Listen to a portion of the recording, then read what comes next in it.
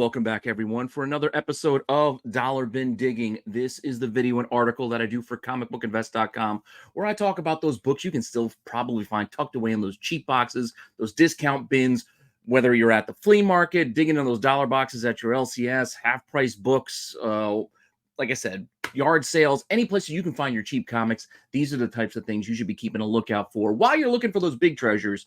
Look for this fun stuff that might be related to some of the news, rumors, announcements, things going on in the actual comics and television shows, etc., that kind of pique my interest that I think would be worth your time to scoop out of those boxes and just give them a look-see. Kind of a little bit of a scavenger hunt kind of angle for this show. Hopefully you're enjoying this series as well as everything else here on the channel. Please let me know what you think in the comments down below. Make sure you like, you subscribe, you hit the alert button so you don't miss anything. Keep telling your friends so we can keep growing the channel. Check out my new toy channel, Toy Informer. Links also down below. And if you haven't given Whatnot a try, now's your chance for first-time users. You get a free $15 to spend on whatever you want with whomever you want for your first purchase. 15 bucks on me. Not only will you help the channel, but you get yourself something nice. So you really got nothing to lose if you haven't given it a try yet. Like I said, no strings attached. And with that all said, if you want to see the books I got for you this week, just hang on for a few seconds after the intro, and I will be right back.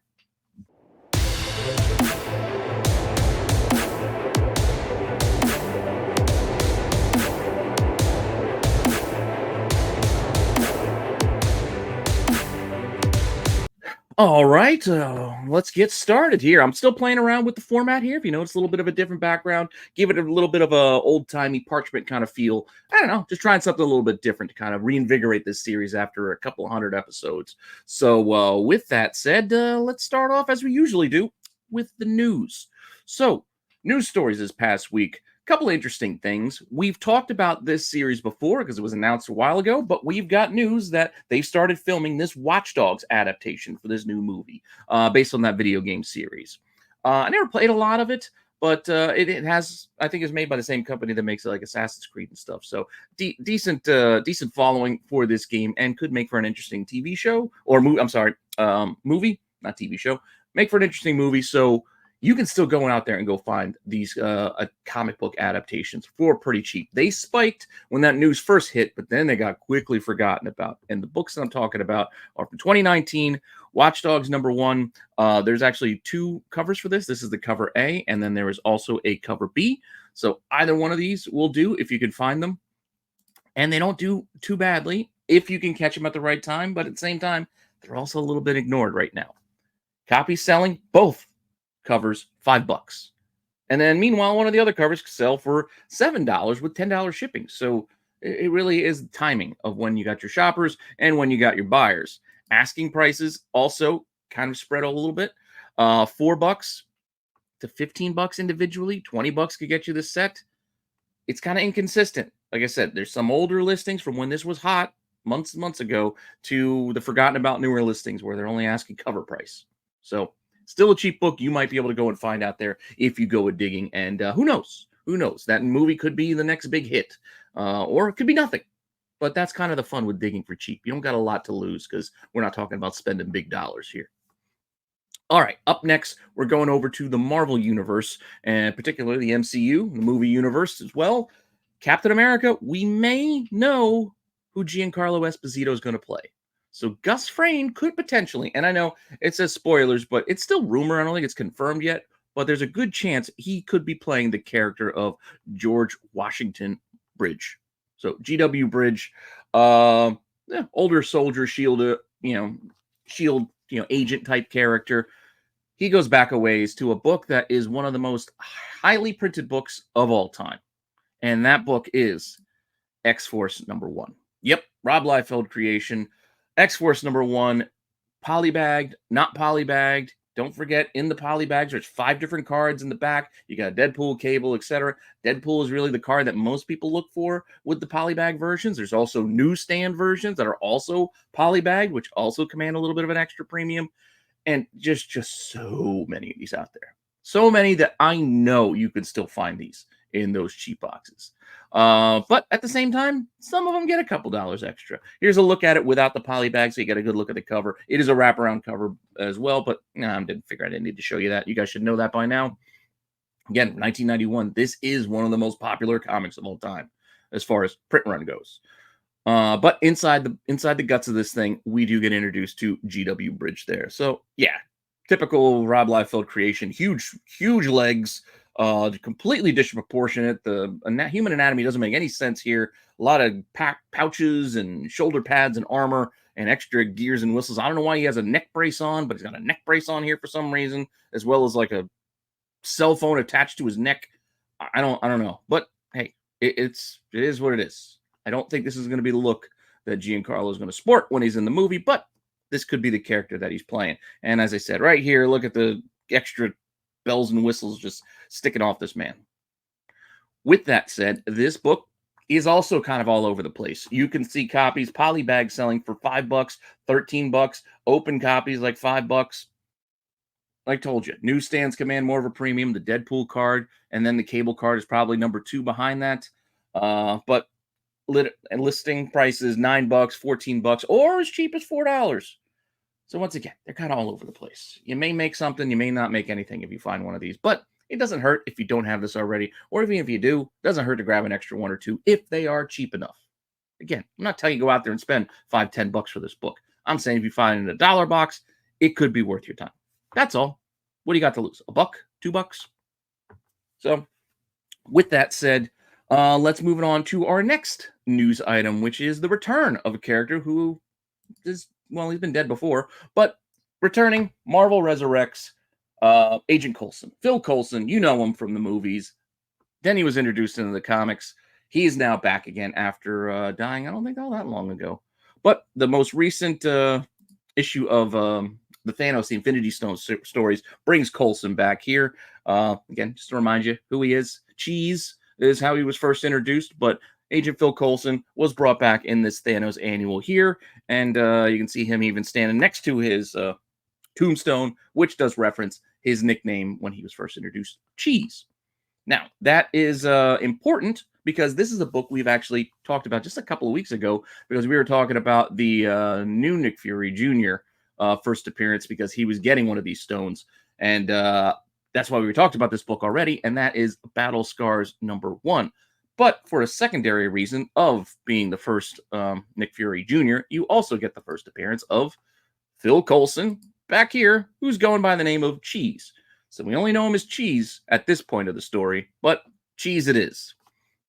This book, as I mentioned, is not that expensive. You can find it out there, $5, $10 gets you almost the whole miniseries, and then the whole miniseries 1 through 6, best offer on $25. They probably took like $20 or something like that, so $3 an issue thereabouts.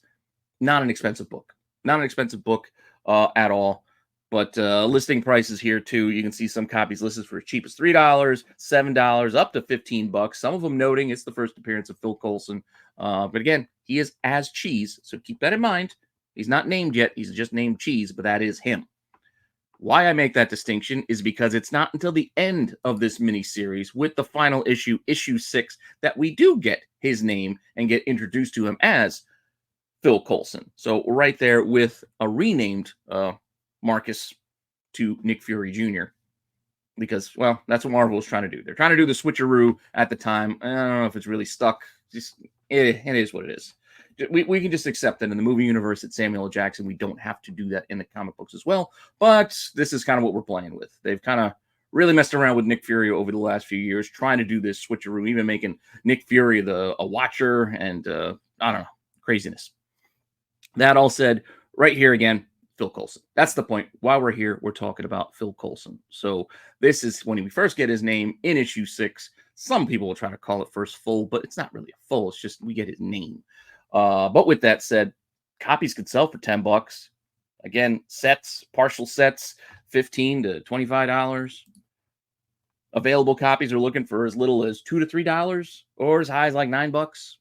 So again, it's not going to make you rich if you find one of these. It's just kind of a fun book that you can add, and I would probably want to get 1 and 6 just to cover all my bases if I'm looking for collecting Phil Coulson. That's all. I mean, get the whole miniseries while you're at it, but 1 and 6 are the two that kind of stand out because they have those tiny little tidbits inside.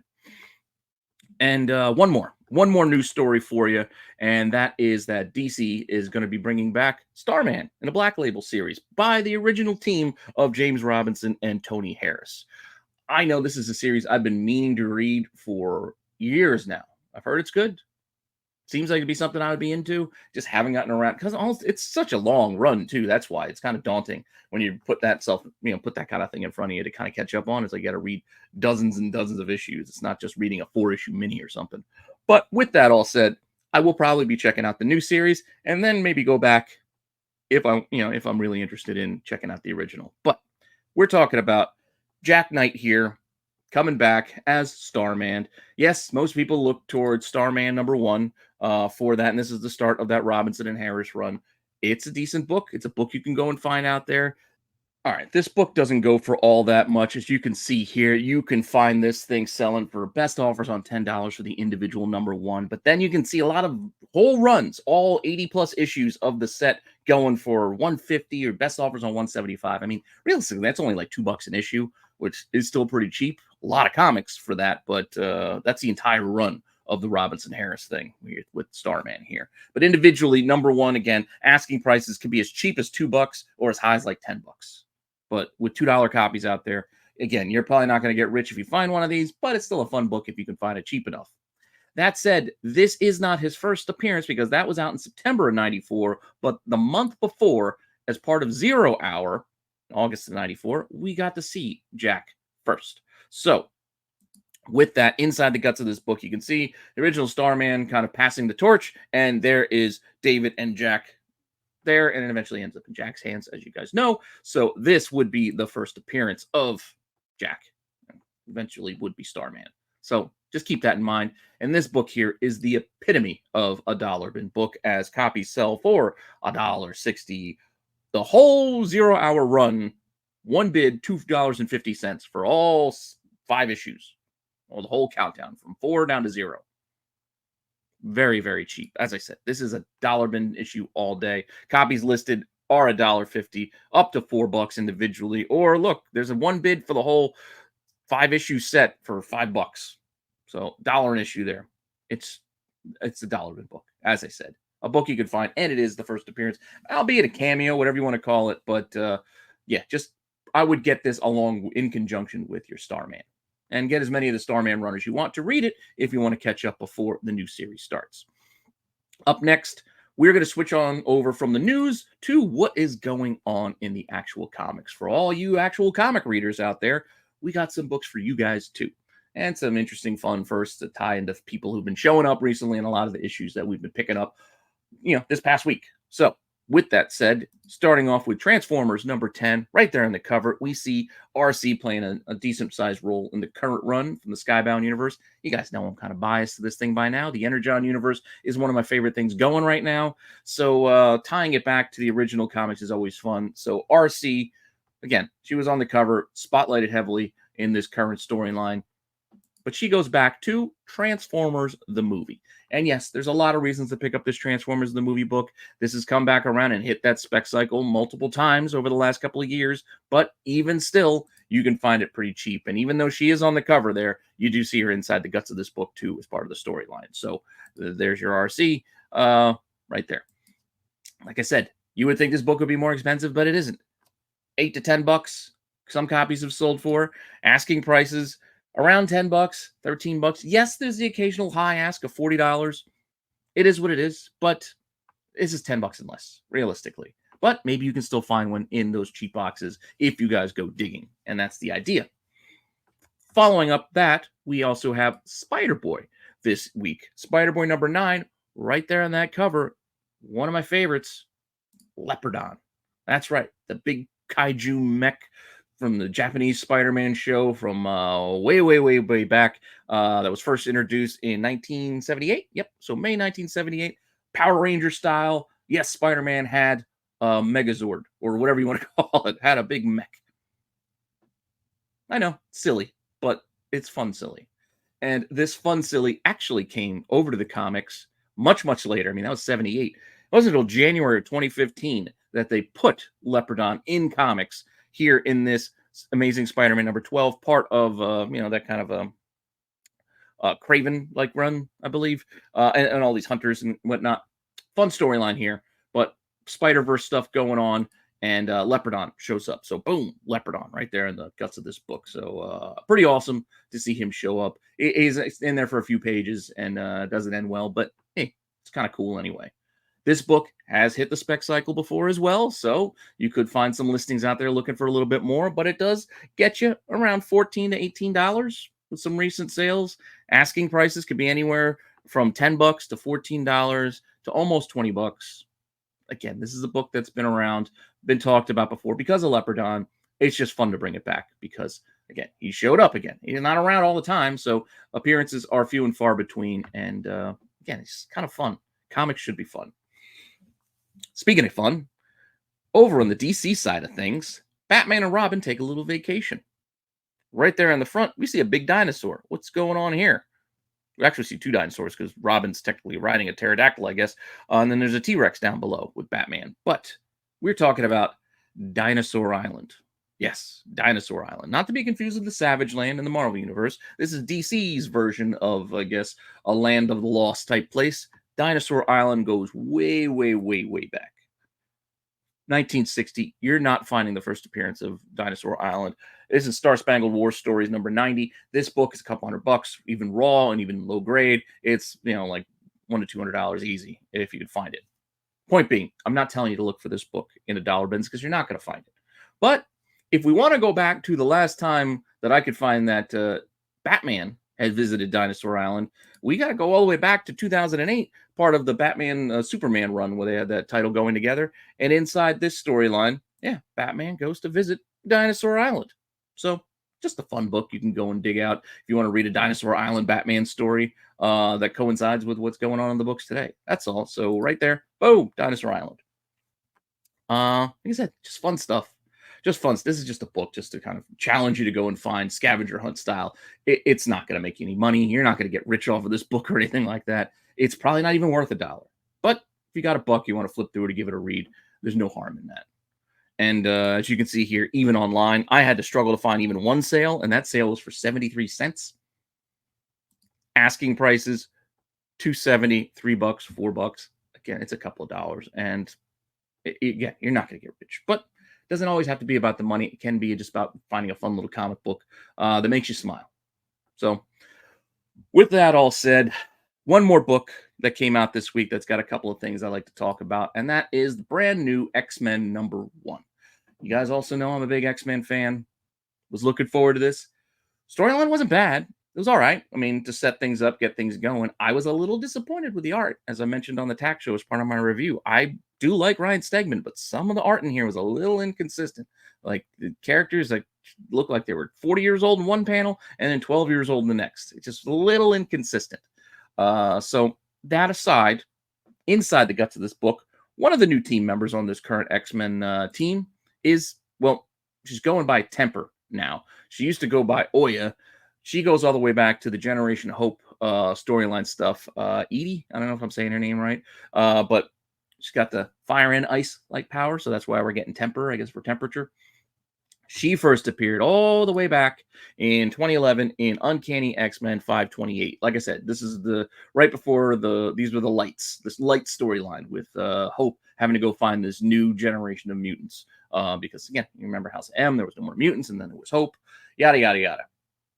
But Edie was one of those first newer mutants, and she's had a bit of a run, been on a few different teams, young X-Men type teams, but this was her first appearance in Uncanny 528. Inside the guts of this book, they kind of tell the story of how she found and what she did with the soldiers that were invading her little village. She iced and burned them and all that stuff. So, fun little story, but there she is being introduced in this book. This book is done well, so if you can find it, copies can sell for like $10, $11. Asking prices are around 10, 15, as high as 25-ish. It's not too bad if you can go dig one of these out, because she is an interesting character, and now she's getting a little more of a prominent spot in one of the signature X-Men teams. So no longer in the Generation Hope little side stories throwing in the extra books. She's getting pulled up to the big leagues. So that extra exposure could make her first even more interesting to a lot of collectors out there. Especially if they give her some important storylines as part of this run. But we'll see. Also, part of this team that was interesting is our man Juggernaut. Not the first time Juggernaut has joined the X-Men. Yes, I know we're not talking about his first appearance. We're not going to be stupid. Going all the way back to the original X-Men run, what was it 12, 11 and 12 or whatever? You're not finding that. So that's not what we're talking about here. But we can talk about the first time he did go from baddie to joining the X-Men team. Now, there was that time when it was an onslaught coming and he got punched all the way across like the world into like Xavier's bit. That was Joe Mad's days. I thought about putting that book in there, but he didn't really join the team. He just kind of got punched to deliver a warning by Onslaught. I'm going a little bit later in this. This is part of the Austin run. This is a weird run for the X-Men. Let's just admit it. I mean, we've got like there's like strippers and prostitutes, and yeah, I know that I said what I said. That's what happened in this X-Men run, even in these particular issues that I'm bringing up here. But Uncanny X-Men 416 is when Juggernaut started kind of hanging around the X-Mansion. So December of 2002, he didn't like officially join the team. He was just kind of hanging out, looking for a little bit of a sanctuary, I guess. And he took a liking to Squid Boy here. So Squid Boy, he kind of started sticking up for him and mentoring him a little bit, and it kind of gave him made him feel like a place he could belong. So this is more of the I'm turning the face turn. It's the face turn for Juggernaut was happening in these issues. So 416, we could say could be like the beginning of that here, where again he's taking a little bit of an interest in Squid Boy here. Now this book doesn't do all that much as far as sales goes. You can see here it sells for like $3 to $5. You're not going to get rich if you find one of these in a box out there. But again, it's fun little story for you to read. Copies listed are also only like $2 to $3. Yeah, not going to make you rich. If you want to get to the point of when he actually does join the team, it takes another 10 issues of him hanging around the X-Mansion before he decides, you know what, I want to be part of this. Scott, sign me up. And that's in issue 425 in 2011. We got here. He said he's hanging around the X-Mansion. Things are going down. And he turns to Scott, let me know. I want to join the team. And let me know what you think. And then Scott doesn't say anything, but his brother Alex, Havoc, says, you can join up with us. So that's when he becomes an X-Man officially for the first time. So there we go. Right there, if you want that first join up, it's in this issue 425, which again doesn't do all that much. It's $4 to $6. Copies have sold for. Available copies, again, $6, $7. Not a lot. And like I said, this was a weird run. This is a weird time for the X-Men in those early 400s because Chuck Austin's run was a bit wild. Just saying, it was a little wild. But with that all said, that's all I got for you today. Thanks for stopping by and checking this out. Hopefully I gave you some fun books that you can go and dig out of those boxes. And have some more content coming your way sometime soon, including the Hot 10 tomorrow. So with that said, thanks, and I'll see you all later. Bye.